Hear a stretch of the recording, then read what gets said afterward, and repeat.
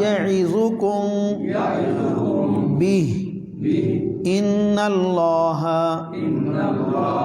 کان سمیعا بصیرا صدق اللہ العظیم اللہم صلی علی سیدنا محمد وعلی آل سیدنا محمد وبارک وسلم ان اللہ یأمرکم بے شک اللہ حکم دیتا ہے تم کو ان تؤدوا الامانات یہ کہ تم ادا کرو امانتوں کو الی اہلہا ان کے اہل کی طرف وَإِذَا حَكَمْتُمْ بَيْنَ النَّاسِ اور جب تم فیصلہ کرو لوگوں کے درمیان ان تحکموا بالعدل تو فیصلہ کرو انصاف کے ساتھ ان اللہ نعم ما یعظکم بہ بے شک اللہ کتنی اچھی نصیحت کرتا ہے تم کو ان اللہ کان سمیعا بصیرا بے شک اللہ تعالی سننے والا ہے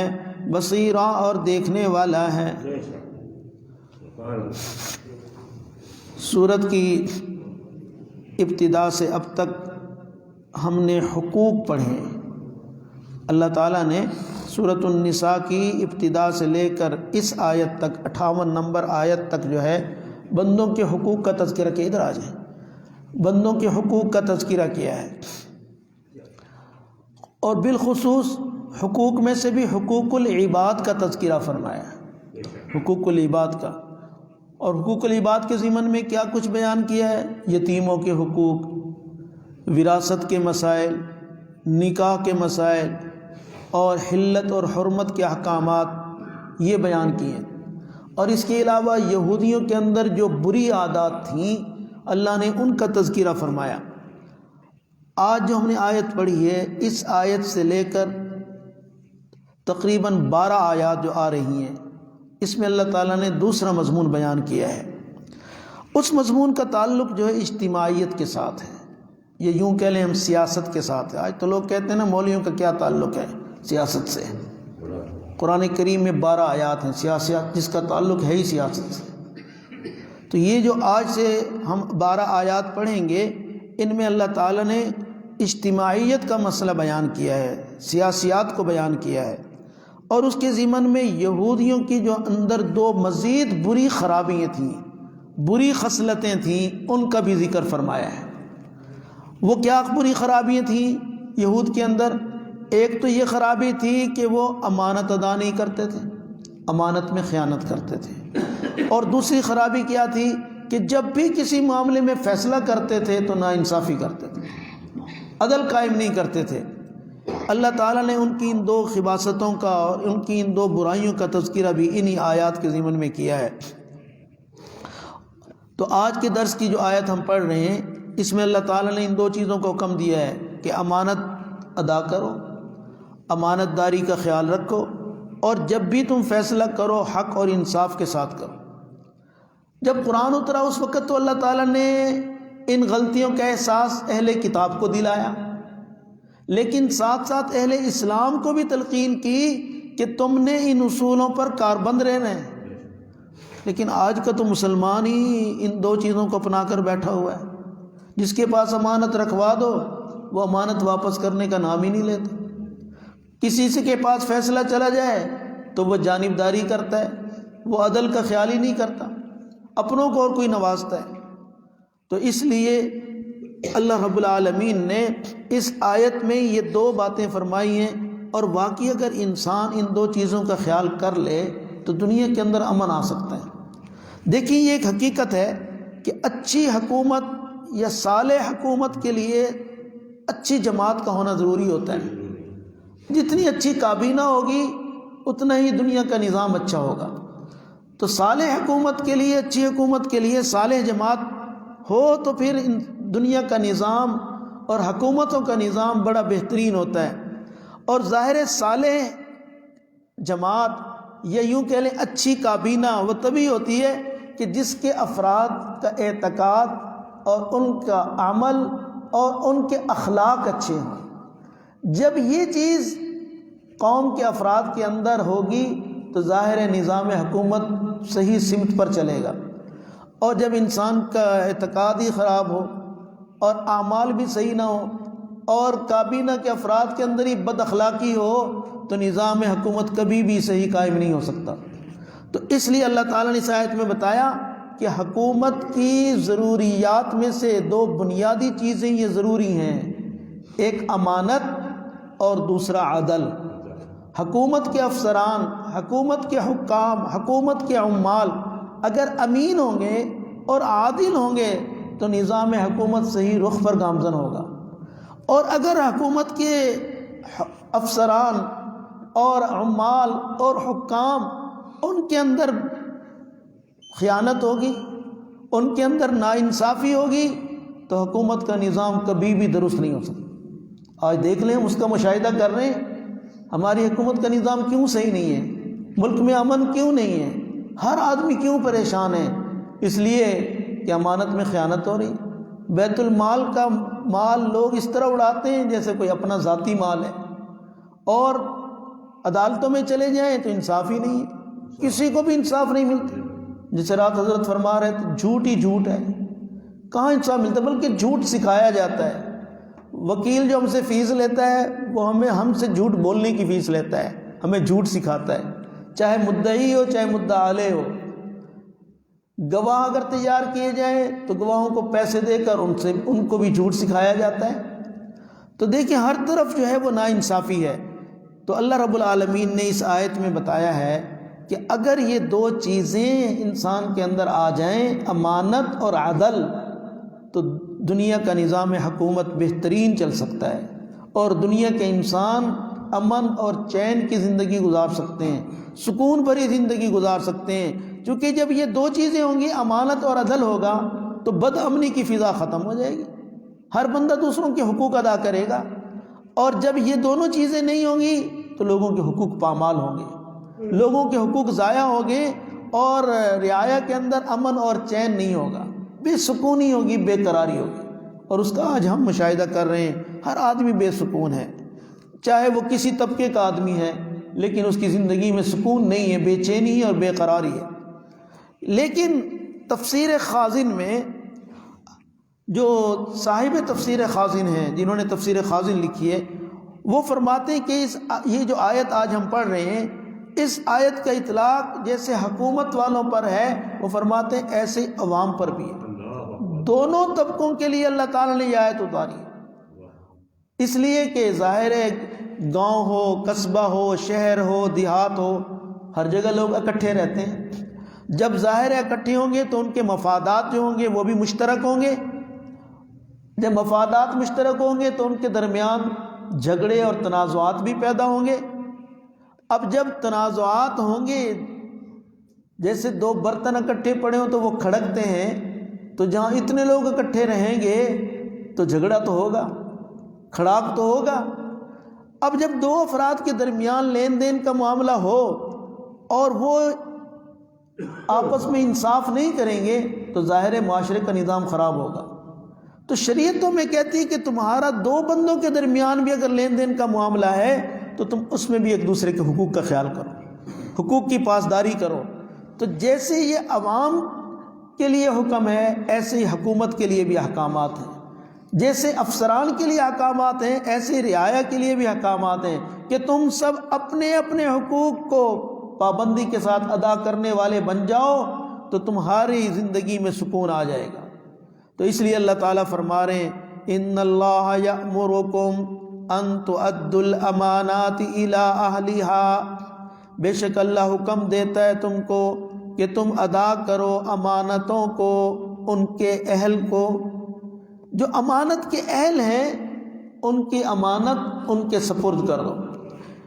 اس آیت کا شان نزول بھی بعض مفسرین نے نقل کیا ہے کہ حضور اکرم صلی اللہ علیہ وسلم نے جب سن 8 ہجری میں مکہ کو فتح فرمایا، رمضان کا مہینہ تھا، آپ فاتح بن کر مکہ میں داخل ہوئے، تو اس وقت بیت اللہ کی جو چابیاں تھیں وہ عثمان بن طلحہ حجبی کے پاس تھیں۔ اب جب مسلمان فاتح بن کر داخل ہوئے تو حضرت علی رضی اللہ عنہ نے ان سے وہ چابیاں چھین لیں۔ اب جب عثمان بن طلحہ سے حضرت علی نے وہ چابیاں لیں تو یہ حضور صلی اللہ علیہ وسلم کے پاس آ گئے اور انہوں نے رونا دھونا شروع کر دیا کہ دیکھو شروع سے ہمارے خاندان میں یہ چابی چلی آ رہی ہے اور بیت اللہ کے مجاور ہمیں چابی ہمیشہ ہمارے پاس ہوتی ہیں، اور حضرت علی نے ہم سے چابیاں چھین لی۔ حضور صلی اللہ علیہ وسلم نے حضرت علی کو بلایا اور فرمایا علی تم نے چابیاں لے لی ان سے؟ انہوں نے عرض کیا اللہ کے نبی ہاں میں نے لی ہیں۔ کیوں لی؟ تو حضرت علی رضی اللہ عنہ قرآن پاک کی ایک آیت پڑھی، ان اولیاؤہ الا المتقون، کہ بیت اللہ کے جو ولی وارث ہوتے ہیں وہ متقی لوگ ہوتے ہیں، اور یہ تو مشرک ہیں، کیونکہ اس وقت تک عثمان بن طلحہ حجبی ایمان نہیں لائے تھے، مشرکین کی صف میں داخل تھے۔ تو حضرت علی رضی اللہ عنہ نے عرض کیا اللہ کے نبی یہ تو مشرک ہے، اور قرآن کہہ رہا ہے کہ بیت اللہ کے ولی اور وارث تو متقی لوگ ہوتے ہیں، اور متقی تو وہ ہوتے ہیں جو ایمان والے ہوتے ہیں، تو اس لیے میں نے ان سے چابی لے لی۔ تو جب یہ بات اس نے سنی عثمان بن طلحہ نے، تو اس نے کہا اللہ کے نبی میں بھی اسلام قبول کر لیتا ہوں۔ تو وہ اسلام لے آئے، تو حضور صلی اللہ علیہ وسلم نے پھر حضرت علی رضی اللہ عنہ سے وہ چابیاں لے کر جو عثمان بن طلحہ کو دیں، اور جب اس کو آپ نے چابیاں دیں تو آپ نے فرمایا خذھا خالدۃ تالیۃ، اے عثمان یہ چابیاں میں اب تیرے حوالے کر رہا ہوں، اب یہ قیامت تک نسل در نسل بیت اللہ کی چابیاں تمہارے پاس رہیں۔ چنانچہ عثمان بن طلحہ جب فوت ہوئے، ان کی وفات کا وقت قریب آیا، تو انہوں نے اپنے بھائی شیبہ ابن طلحہ کو وہ بیت اللہ کی چابی دی، اور آج تک وہ چابیاں اسی شیبی خاندان میں چلی آ رہی ہیں۔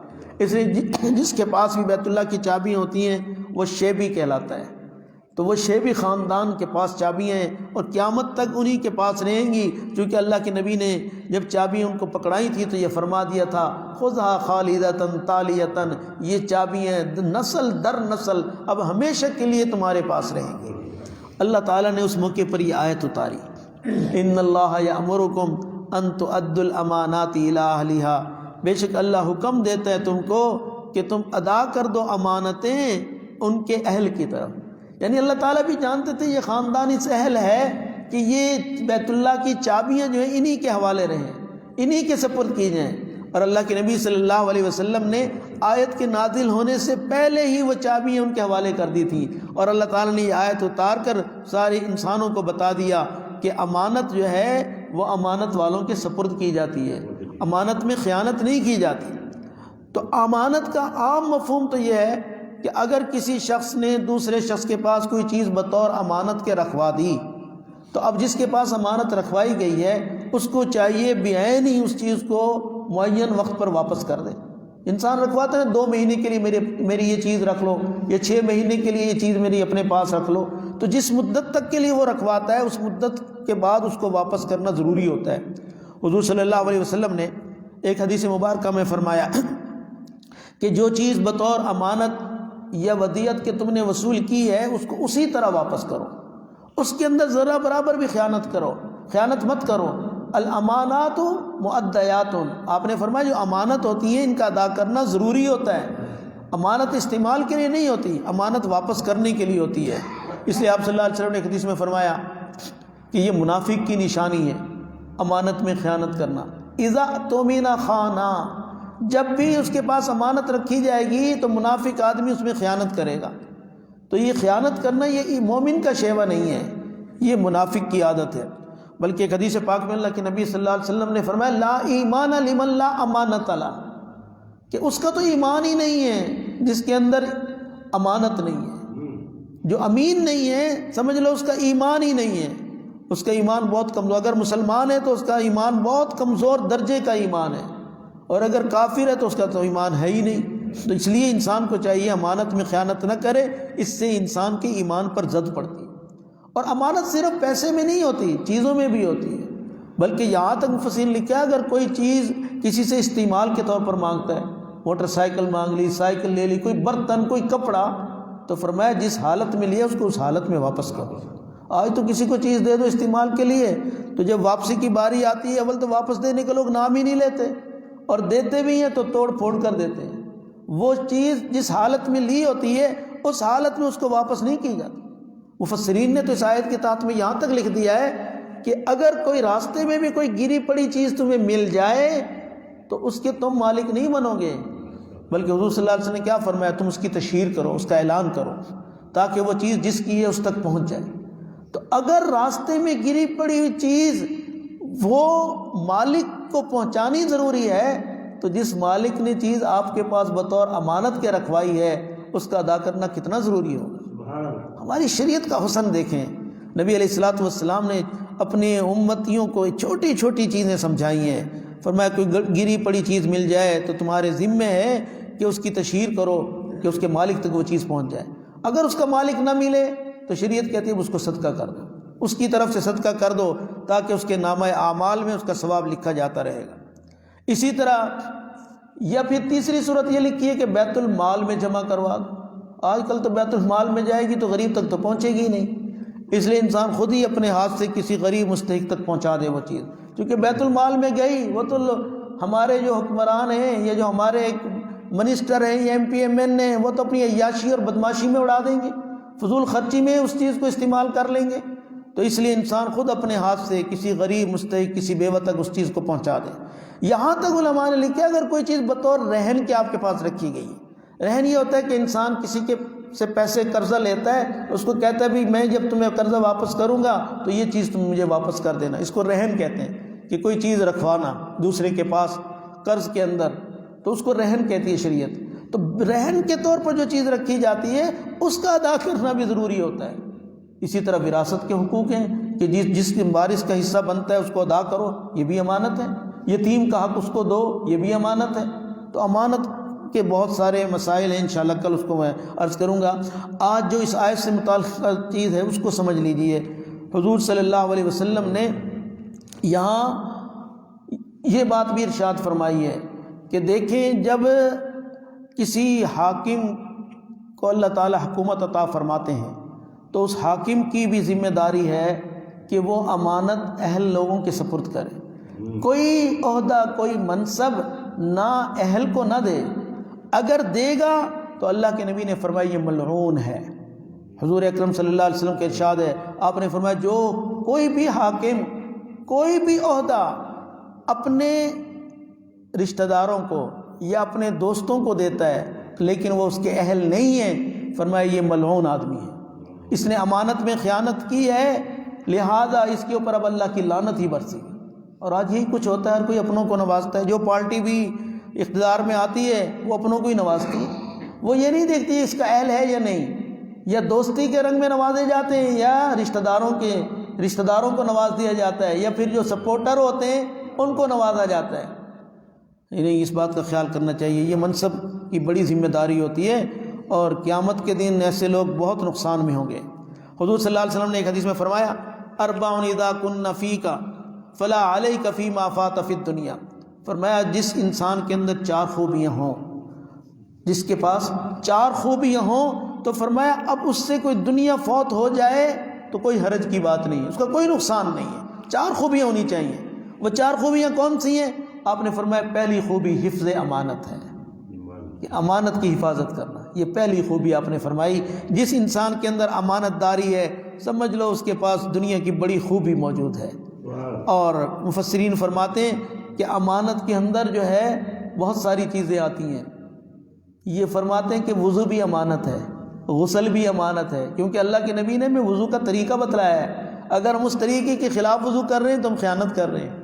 غسل کا طریقہ بتایا ہے، اگر اس طریقے کے خلاف ہم غسل کر رہے ہیں یہ بھی ہم خیانت کر رہے ہیں۔ نماز پڑھنے کا طریقہ بتایا ہے، نماز اگر ہم اپنی مرضی کی پڑھیں گے، سیکھ کر نہیں پڑھیں گے تو یہ خیانت کر رہے ہیں۔ روزے کا بھی طریقہ بتایا ہے، اگر روزہ اپنی مرضی کا رکھیں گے تو خیانت کریں گے۔ یہاں تک مفسرین نے لکھا ہے کہ تو ان امانتوں کو آسان طریقے سے مقررہ وقت پر ادا کرنا چاہیے۔ تو حفظ امانت یہ پہلی خوبی ہے۔ دوسری خوبی کیا ہے؟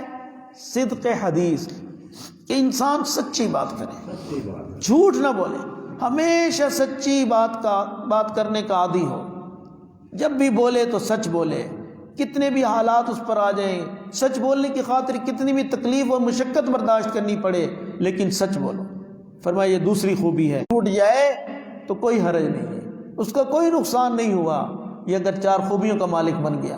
اللہ ہمیں بھی یہ 4 صفات عطا فرما دے۔ ایک حدیث میں اللہ کے نبی صلی اللہ علیہ وسلم نے فرمایا لا تزال هذه الامت بخیر، ہمیشہ یہ امت خیر پر رہے گی جب تک یہ 3 اصولوں کو اپنا کر رہے گی۔ 3 اصول کو اگر یہ امت اپنائے گی تو آپ نے فرمایا وہ خیر پر رہے گی۔ پہلا اصول آپ نے کیا فرمایا؟ ما اذا قالت صدقت، جب یہ بولے سچ بولے، جب بولے سچ بولے۔ فرمایا امت کے افراد جب تک سچ بولتے رہیں گے یہ امت خیر پر رہے۔ اور آج تو جھوٹ ہی جھوٹ ہے، ہر جگہ جہاں چلے جاؤ، جس محکمے میں چلے جاؤ، بازار میں چلے جاؤ، دفتروں میں چلے جاؤ، کارخانوں میں چلے جاؤ، ہے جی، ہر جگہ جھوٹ ہی جھوٹ ملے گا۔ عدالتوں میں چلے جاؤ، جہاں عدل قائم ہونا تھا وہاں بھی جھوٹ ہی جھوٹ ہے۔ تو آپ نے کیا فرمایا؟ پہلا اصول ما اذا قالت صدقت، جب بولو سچ بولو۔ آپ نے فرمایا میری امت کے افراد جب تک سچ بولتے رہیں گے، جھوٹ کی ملاوٹ نہیں کریں گے تو یہ امت خیر پر رہے گی۔ دوسری بات آپ نے فرمائی اذا حکمت عدلت، جب فیصلہ کریں تو حق و انصاف کے مطابق کریں، عدل کا خیال کریں۔ فرمایا جب فیصلے حق و انصاف کے مطابق ہوں گے تو یہ میری امت خیر پر رہے گی۔ اور تیسری بات آپ نے فرمائی، تیسرا اصول آپ نے فرمایا اذا استرحمت رحمت، جب امت کے لوگوں سے رحم طلب کیا جائے تو وہ رحم کریں، دوسروں پر ترس کھائیں، دوسروں کے ساتھ شفقت کا معاملہ کریں، رحمت کا معاملہ کریں۔ آج غریب کس طرح اپیل کرتا ہے رحم کی، لیکن کوئی سننے والا نہیں ہے۔ عدالت میں مظلوم آدمی کس طرح فریاد کر رہا ہوتا ہے، کوئی سننے والا نہیں ہوتا۔ تو فرمایا جب یہ 3 چیزیں میری امت کے اندر ہوں گی تو میری امت ہمیشہ خیر پر رہے گی، اور جب ان 3 اصولوں کو چھوڑ دے گی تو میری امت فتنوں میں مبتلا ہو جائے گی۔ تو اس میں بھی آپ صلی اللہ علیہ وسلم نے جو بات فرمائی وہ یہی بات فرمائی کہ تم عدل و انصاف کا خیال کرو۔ اور امام ابوبکر جساس رحمۃ اللہ علیہ نے یہاں بڑا عجیب واقعہ کیا، بڑا ایمان افروز واقعہ نقل کیا، بس وہ بیان کر کے میں بات کو مکمل کرتا ہوں۔ وہ لکھتے ہیں اپنی تفسیر میں حضرت عبداللہ ابن عباس رضی اللہ عنہ کا ایک واقعہ کہ ایک شخص نے حضرت عبداللہ ابن عباس کو گالی دے دی۔ اب جب اس شخص نے گالی دی نا تو حضرت عبداللہ ابن عباس رضی اللہ عنہ نے جواب میں اس کو کہا کہ تو مجھے گالی دیتا ہے، حالانکہ میں نے تو کسی مسلمان کے ساتھ آج تک بدخواہی نہیں کی، میں تو مسلمانوں کا خیر خواہ ہوں اور تم مجھے گالیاں دیتے ہو۔ انک لشتمتا، اے انسان تو مجھے گالی دیتا ہے۔ اور فرمایا گالی تو کسی برے آدمی کو بھی نہیں دینی چاہیے اور تم مجھے گالی دے رہے ہو، جبکہ میرے اندر اللہ تعالیٰ نے 3 خوبیاں رکھی ہیں، وہ خوبیاں سننے والی ہیں۔ ابن عباس فرماتے ہیں میرے اندر 3 خوبیاں اللہ نے رکھی ہیں اور پھر بھی تم مجھے گالی دیتے ہو، حالانکہ گالی تو برے آدمی کو بھی نہیں دینی چاہیے۔ آپ نے فرمایا پہلی بات، پہلی خوبی کیا ہے میرے اندر جو اللہ نے رکھی ہے؟